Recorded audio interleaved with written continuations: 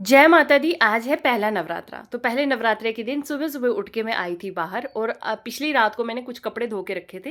वो गीले ही थे तो मैंने उठा के सबसे पहले उनको तार पे डाल दिया। तो आज का दिन बहुत ज़्यादा ख़ास है क्योंकि मैं नवरात्रे पूरे विधि-विधान के साथ रखती हूँ। मतलब उनकी पूजा पाठ जो मैं करती हूँ वो मैं आज आपके साथ अपना शेयर करने वाली हूँ। तो यहाँ पे मैंने ना कुछ कोकोपीट ऑनलाइन मंगवाया था, वो मैंने कोकोपीट धो के रखा है। तो इसमें मैंने ना पेड़-पौधे लगाने हैं, तो फिलहाल अभी मैंने इसको कल ही धो के रखा है, तो थोड़ा पानी निकल जाएगा, फिर मैं इसमें पेड़-पौधे लगाऊँगी। बाहर का एरिया मैंने पूरा अपना झाड़ू लगा के साफ़ कर दिया, फिर मैं आई अंदर और ये सूट मुझे कुछ दिन पहले मेरी मम्मी ने भेजा था, जिसको मैंने सिल के तैयार कर दिया है और आज पहला नवरात्रा है, तो मैंने यही सूट पहना है। उसके बाद मैंने एक लिफ़ाफ़ा लिया और साथ में ही खोदने वाली ये ले ली अपनी खुरपी और मैं चली गई थी मिट्टी और रेत लाने के लिए क्योंकि मुझे शाखा लगानी है, मतलब जौ उगाना है। माता रानी के नवरात्रों में जौ उगाते हैं, तो वही जो उगाने के लिए मैं मिट्टी और साथ में रेत लेने चली गई थी। अब यहाँ पे मैंने साफ़ जगह से मिट्टी उठा के लाई, साथ में रेत लाया, बट रेत पे ना मुझे ऐसे लग रहा था कि कहीं गंदा ना हो, तो मैंने रेत को सबसे पहले धो लिया अच्छे से और धोने के बाद मैंने यहाँ पे जौ निकाल ली है। तो ये मैंने एक डिब्बे में रखे होते हैं जौ अपने घर में, तो ये जौ मैंने निकाल दिया। उसके बाद मैंने यहाँ मिट्टी और रेत दोनों को इकट्ठा किया और मिक्स कर दिया इनको, और मिक्स करने के बाद फिर मैंने जौ लगाना स्टार्ट किया। तो सबसे पहले मैंने नीचे डाली मिट्टी। मेरे को मिट्टी का बर्तन चाहिए था जिसमें मैं जौ लगाऊं, बट अभी मेरे को पिछले कल याद ही नहीं रहा लाने का, और आज फिर अचानक मेरे को ऐसे ही मतलब एक प्लेट में लगाना पड़ा क्योंकि मेरे को वो याद ही नहीं रहा लाने का। तो मैंने यहाँ पे पहले पीछे नीचे मिट्टी लगाई, बीच में जौ डाला और थोड़ी थोड़ी सी मिट्टी ऊपर से डाल दी।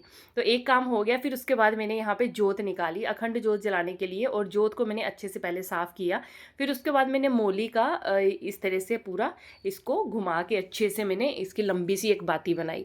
अब ये बाती को हम बीच में जोत में इस तरह से घुमा के डाल देंगे और साथ में ही बीच में से निकाल के जोत जलाने वाली जगह को निकाल देंगे बाहर मोली को। तो मैं मोली से अखंड ज्योति जलाती हूँ। तो यहाँ पे मेरे पास ये तांबे का एक गड़वा पड़ा था छोटा सा, जो कि बिल्कुल काला सा हो गया था, ग्रीन सा। तो मैंने ना थोड़ा सा साबुन लेके उसको अच्छे से रगड़ा और ये पूरा साफ़ हो गया। तो यहाँ पे मैंने पूजा कर ली है, जोत जला दी है माता रानी की, शाखा भी लगा दी है और साथ साथ में ही मैंने कलश भर के जल भी चढ़ा दिया है। उसके बाद मैं आ जाती हूँ रसोई में, और अब ना सबसे पहले मेरा काम है आलू जो बॉईल करना। मैंने व्रत रखा है, तो मैं सबसे पहले सोच रही हूँ कुछ खा लूँ। उससे ना क्या होता है कि एनर्जी बनी रहती है, नहीं तो वीकनेस हो जाती है और बस फिर हालत ख़राब होने लग जाती है।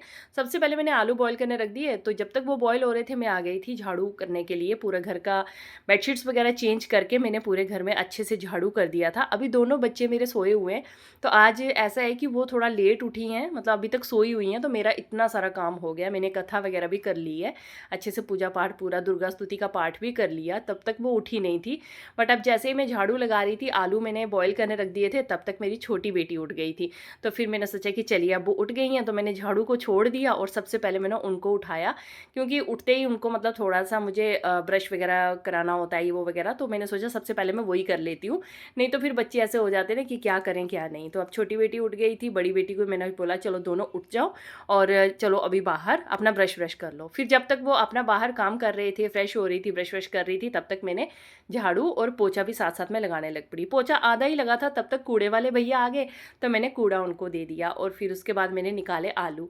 अब बच्चों को भूख लगी है, तो मैंने सोचा अब मैं उनके लिए अलग क्या बनाऊँ, तो मैंने सोचा आलू के पराठे उनको बना के देती हूँ और बाकी मैं बाद में करूँगी। तो यहाँ पे मैंने पिछली रात को दही जमाया था, दही बहुत अच्छे से जम गया है। भले ही गर्मियाँ हो गई हैं, लेकिन मैं कंबल में जमाती हूँ ना, तो दही मेरा बहुत अच्छे से जमता है। तो यहाँ पे मैंने धनिया और आलू की स्टफिंग बना दी थी बीच में नमक वगैरह डाल के, तो इसी के मैंने पराठे बना के अपनी दोनों बेटियों को दे दिए। तो यहाँ पे जब तक मैं पराठा अभी बेला ही था, तब तक दूध आ गया। मतलब इतने काम होते हैं कि सारे मुझे एक काम के बीच में छोड़ के दूसरा काम करना पड़ता है। दूध लेके फिर उसके बाद मैंने पराठे बच्चों को दे दिए, और अब आती है बारी खुद के खाने की। तो मैंने यहाँ पे तेल गरम किया, आलू डाल दिए कट करके, बीच में अजवाइन डाली, थोड़ा सा सेंधा नमक डाला, साथ में थोड़ी सी मिर्च डाल दी, और बस ये डाल के मैंने इसको अच्छे से चला दिया। तो बहुत सारे लोग हैं जो नवरात्रों में नमक नहीं भी खाते हैं, बट मैं जब भी रखती हूँ मैं नमक खाती हूँ, बट मैं सेंधा नमक खाती हूँ। तो यहाँ पे ये हमारे आलू बन के तैयार हो गए हैं, तो मैंने सोचा चलिए सबसे पहले मैं कुछ खा लेती हूँ, क्योंकि मेरे को ऐसे रहूँगी तो और वीकनेस होती जाएगी, तो फिर धीरे धीरे करके ना ज़्यादा वीकनेस बढ़ती जाती है। तो सुबह सुबह जो ब्रेकफास्ट हल्का करो, जैसा भी करो, लेकिन कर लेना चाहिए। तो मैंने अपना दूध के साथ आलू थोड़े से ले लिए थे, उसके बाद मैं आ गई थी किचन में, और अब मैं ना स्यूल भून रही हूँ। मतलब इसको रामदाना भी बोलते हैं, राजगिरा भी बोलते हैं, बड़े सारे लोग अलग अलग भाषा में इसको बोलते हैं। तो मैं ये भून के सारी रख रही हूँ, क्योंकि मेरे को व्रत में इसको यूज़ करना है। तो मैं सारी भून ली थी और भूनने के बाद मैंने रख दी थी और फिर मैंने यहाँ पे दूध में डाल दी थी कुछ बनने के लिए।